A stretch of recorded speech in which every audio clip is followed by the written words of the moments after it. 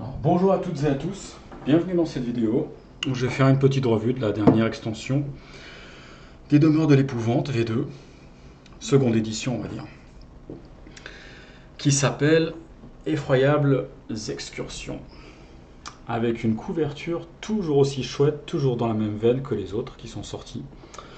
C'est une grosse extension qui contient 3 scénarios et qui va vous faire voyager. Alors je vais vous décrire un petit peu le contenu sommairement, puis vous parler des scénarios, mais sans trop vous spoiler.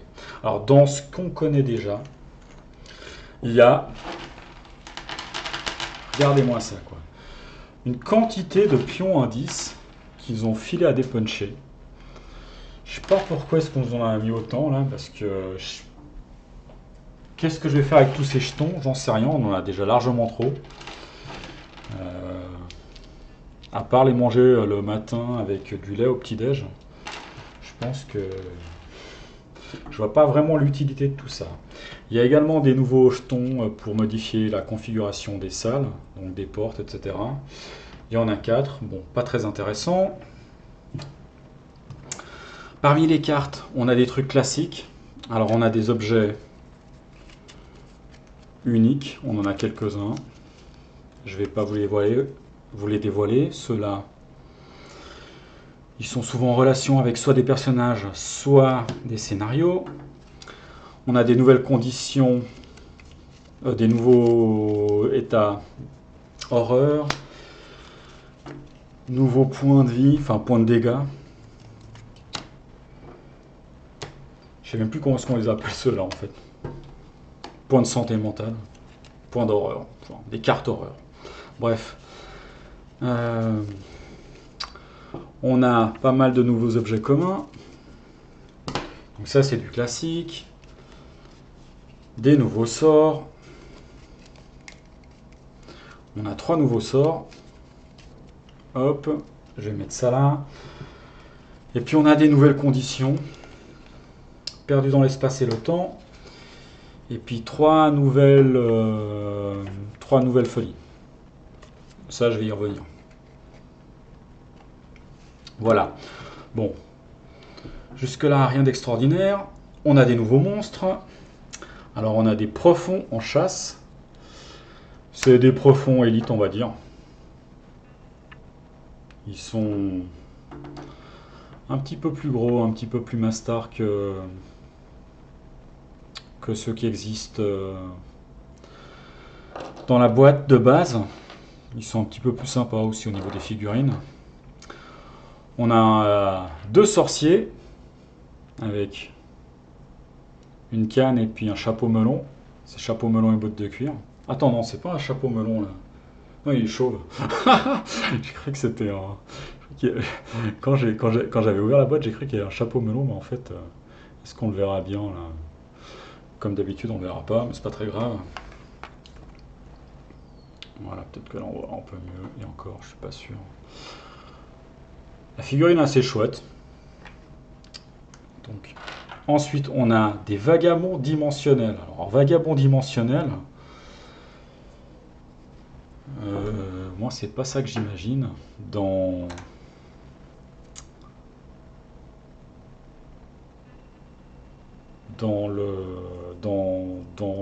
son incarnation dans le mythe. Là, on dirait une sorte de zombie qui est en train de danser la salsa ou je sais pas trop quoi. Là. Ça, c'est le vagabond. Dommage qu'on... Honnêtement, lui, il faut qu'on le voie net, hein, parce qu'il a franchement une dégaine. Je suis pas très bon pour les nettetés, machin, truc chouette. Et là, en plus, ma caméra, elle a vraiment pas envie de taffer, quoi. Enfin bref, celui-là, regardez sa pose là. Là, on devine, là, c'est flou, mais on devine. C'est une sorte de gros zombie bien moche, quoi. Et ben voilà. Tant pis, on va en rester là.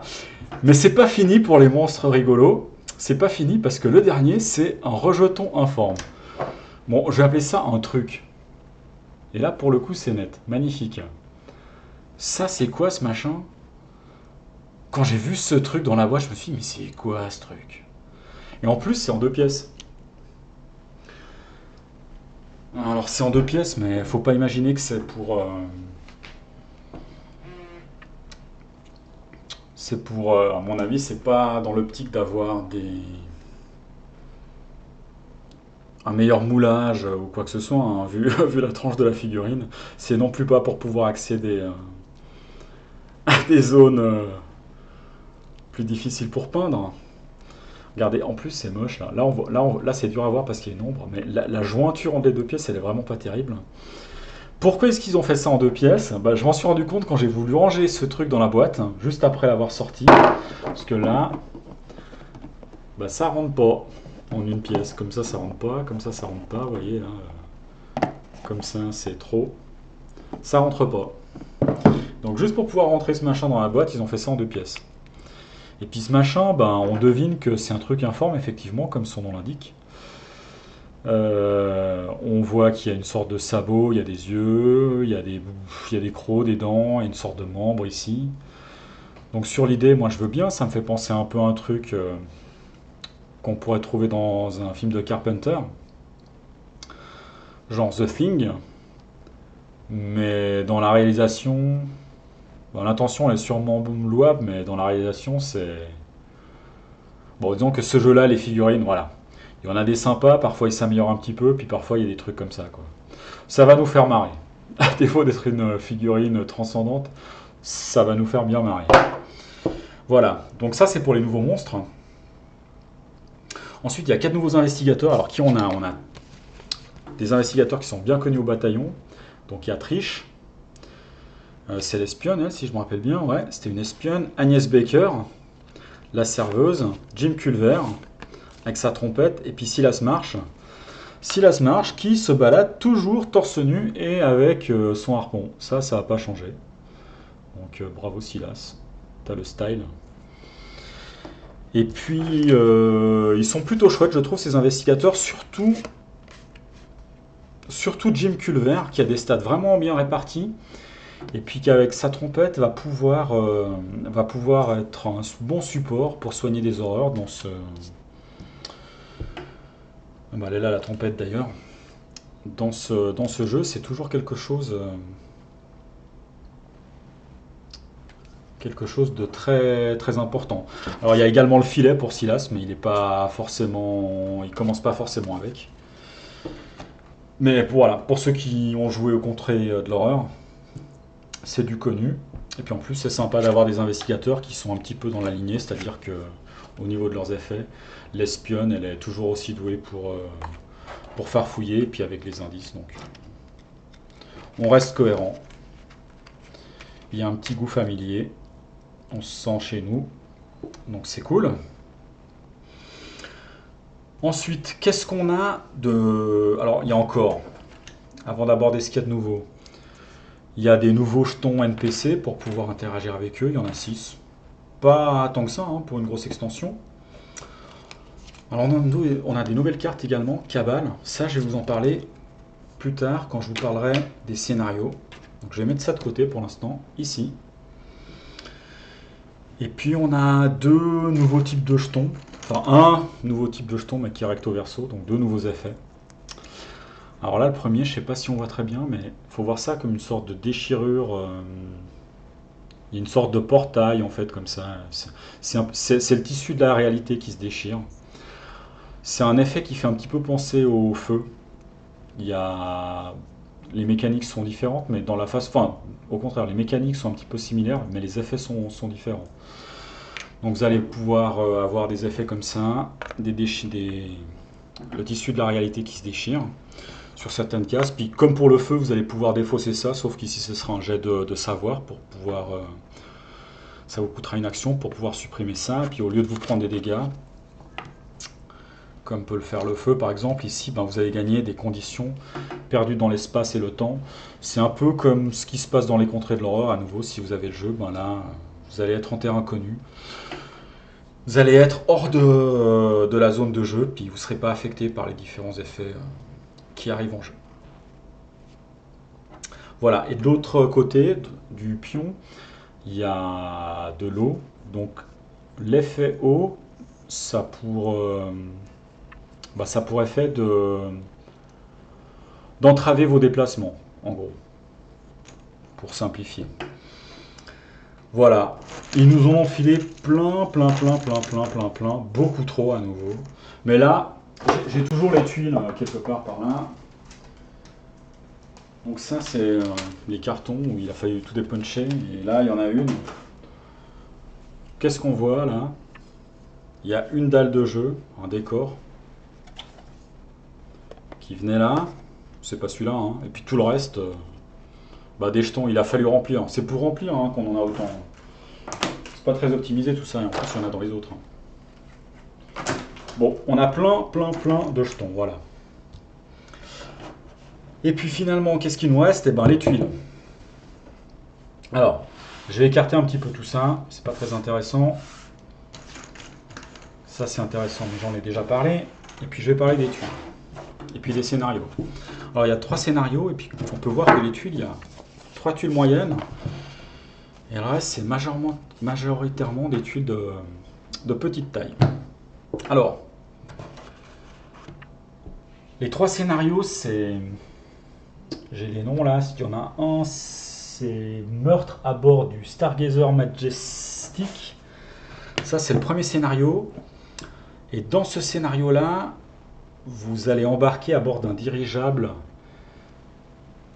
Un dirigeable 3 étoiles, on va dire. Et c'est un scénario qui est un scénario d'enquête. Vous allez jouer les Sherlock. Alors, en gros, là je vous spoil pas, hein. Je vous montre un petit peu de décor pour vous montrer les tuiles. Mais je vais pas vous spoiler. Donc là, on peut voir qu'il y a les fenêtres du dirigeable. Ici. Là, c'est également les fenêtres du dirigeable qu'on peut voir sur cette tuile. Donc voilà, c'est des tuiles qui sont dans cette extension assez lumineuses. Au niveau de l'ambiance, ça change pas mal.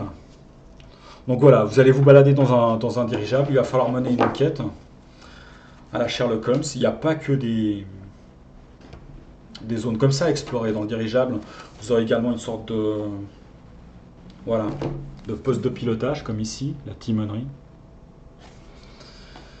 Et puis il y a également un point d'observation, il y a d'autres points d'observation, il y a d'autres tuiles. Donc voilà pour le premier scénario. Le deuxième scénario, c'est le train de 22h50 pour Arkham. Alors là, ben, comme le titre le dit, vous allez être à bord d'un train. Et puis, vous allez majoritairement utiliser des tuiles comme ça. Donc, il y a plein de tuiles comme ça qui sont des wagons. Donc ça, c'est un wagon. Donc, wagon de fret. Là, en bas, on a la locomotive. Donc, ça va venir coller comme ça. On a quelques éléments extérieurs, comme des rails, bien sûr.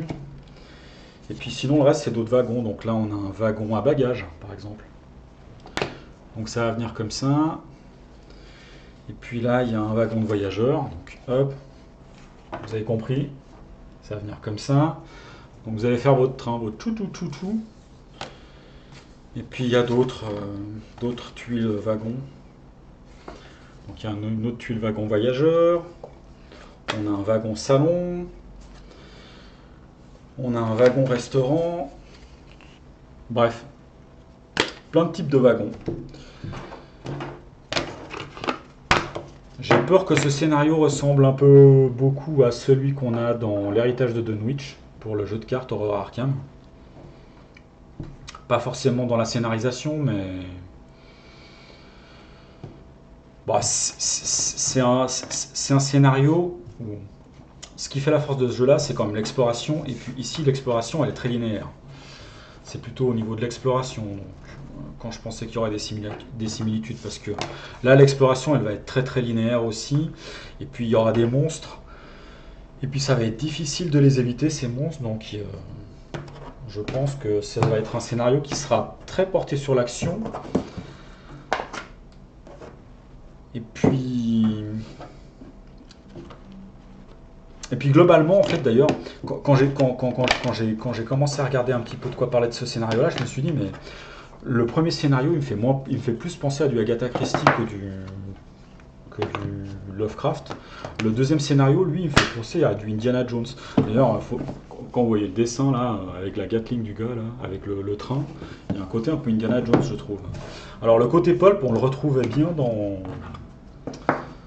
dans l'interprétation de FFG du mythe, dans les contrées de l'horreur, dans les dessins, on retrouve ce côté pulp, mais là c'est encore plus accentué. Alors est-ce que c'est un côté positif pour vous ou pas? Je vais revenir là-dessus sur la fin quand je vous donnerai mes impressions. Et puis il y a un troisième scénario qui se déroule, lui, dans un bateau. Alors là, vous allez avoir des tuiles. Vous allez vous balader sur le pont, comme celle-là, ou celle-là. Mais vous n'allez pas que être sur le pont du bateau, parce que vous commencez dans une salle des machines. Et puis vous allez également vous balader dans une sorte de piscine. Ouais, c'est une piscine interne du bateau. Il y a également un spa qui est pas très loin de la piscine. Voilà, le voilà. Et puis il y a des tuiles cabines. Mais globalement, voilà. Un petit peu les zones que vous allez explorer. Alors dans ce scénario-là, il y a une particularité qu'il n'y a sur aucun autre scénario de ce jeu-là. C'est qu'au tout début, si vous êtes plus de 2 joueurs, je dirais même plus de 2 investigateurs. Mais là, pour le coup, dans ce scénario-là, je pense qu'il ne faut pas jouer plusieurs investigateurs. Donc on va dire 2 joueurs avec chacun un investigateur. Si vous êtes plus de 2 joueurs avec chacun un investigateur, donc à partir de 3, vous allez tirer chacun une carte comme ça. Ça, on appelle ça des cartes cabales. Et puis si vous regardez au dos de ces cartes cabales, là je vous spoil pas trop, hein, vous inquiétez pas, il y a des cartes humains et puis 2 cartes profonds hybrides. Ces deux-là. En gros, c'est un scénario dans lequel il va pouvoir y avoir un traître. Un traître, c'est un rôle caché un petit peu comme on en a dans des jeux du style les Betrayal dans la maison hantée ou bien Baldur's Gate, les Betrayal, je ne sais pas si vous connaissez, il y a Betrayal Legacy qui est sorti il n'y a pas très longtemps, ou bien dans Dead of Winter par exemple. Voilà, donc il y aura un traître, vous ne savez pas qui sera le traître. Et puis le traître, c'est celui qui aura pioché une carte profond hybride.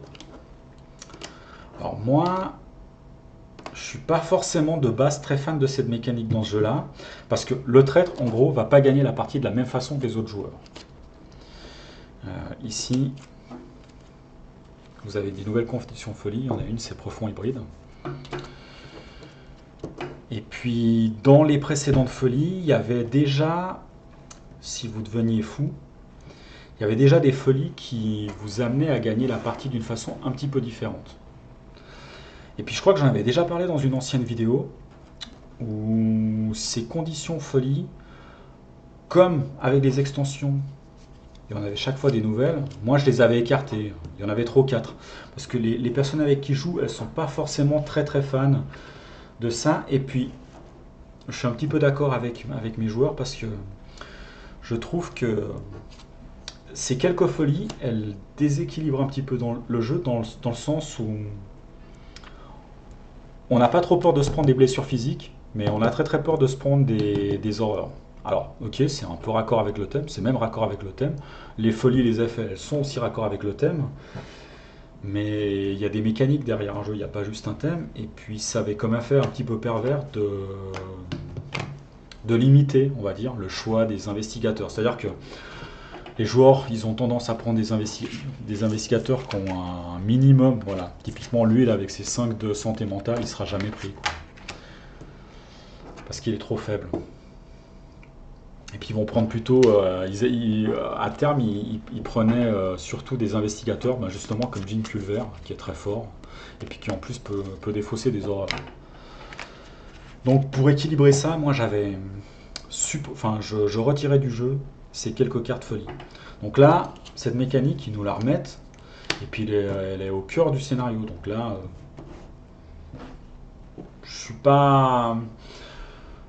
En fait, je suis un petit peu mitigé, on va dire. C'est-à-dire que elle est mieux gérée, contrairement aux cartes folie. On sait que dès le début, il y a un traître, donc c'est plus facile à accepter, et puis c'est intégré au scénario. Donc c'est... Voilà.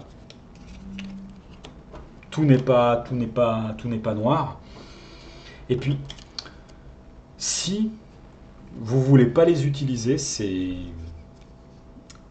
cartes cabales, c'est tout à fait possible. Parce que en fait, quand vous démarrez ce scénario-là, on va vous demander, vous allez, chacun va piocher une carte pour son investigateur.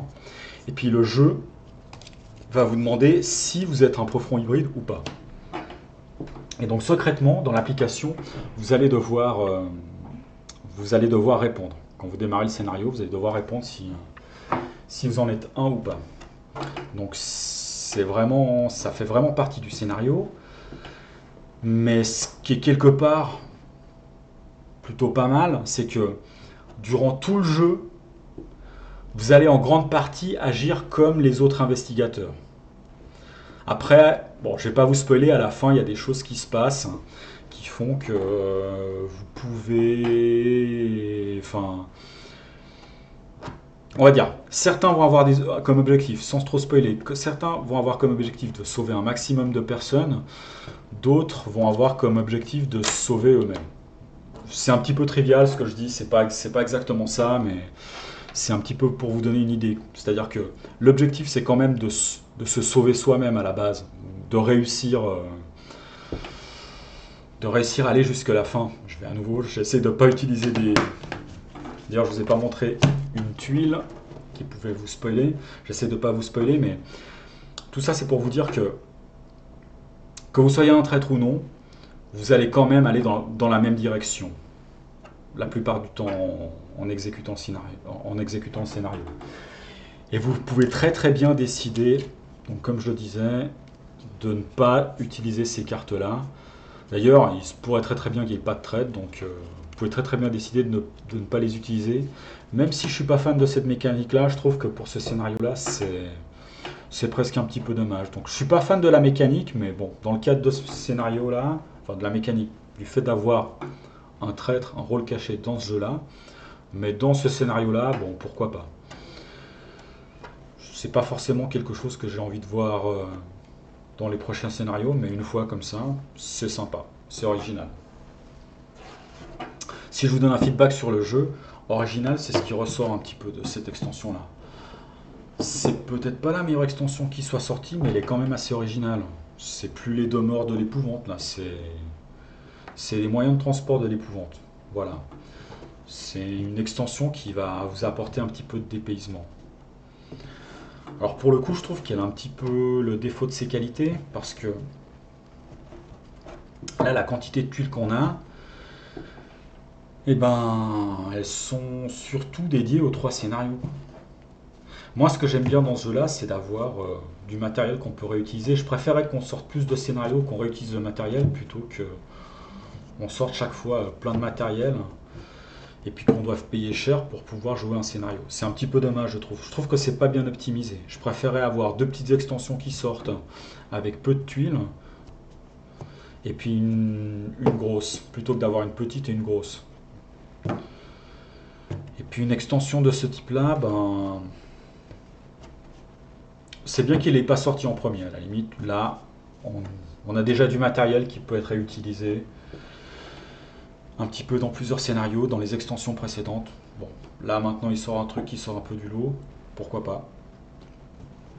Même s'il y a des scénarios qui sont sympas ici, l'enquête, et puis le dernier, le train, j'ai pas fait, mais je suis plus sceptique sur ce scénario-là. J'espère qu'ils vont pas trop sortir de tuiles et de scénarios un peu spécifiques comme ça à l'avenir. J'espère qu'ils vont plutôt sortir du matériel qu'on pourra utiliser. Donc c'est intéressant, c'est original. Il y a un côté un peu plus pulp, les tuiles sont beaucoup plus claires, il y a beaucoup plus d'éclairage. Il y a moins le côté enfermement, monstre dans une demeure, mythe de Cthulhu, etc.